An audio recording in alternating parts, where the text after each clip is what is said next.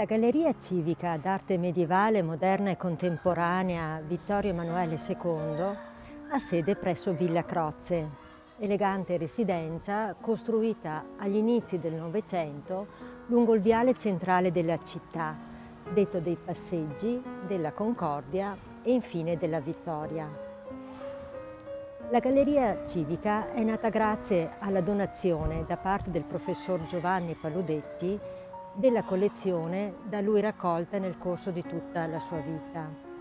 Collezione che quindi inevitabilmente rispecchia la cultura, i gusti, gli ideali e l'esperienza personale del Paludetti, insegnante, preside, studioso, letterato e appunto grande appassionato d'arte.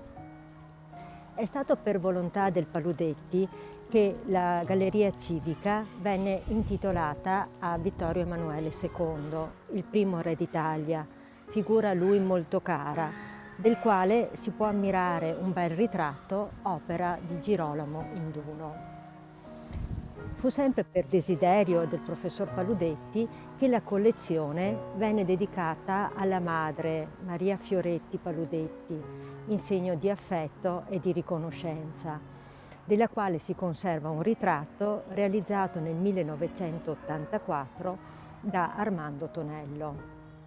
E ancora, per volontà del Paludetti, una particolare sala del museo, in cui sono esposte opere scelte da lui stesso, è dedicata alla sorella Cecilia, presente con un ritratto realizzato nel 1991 da Luigi Cillo.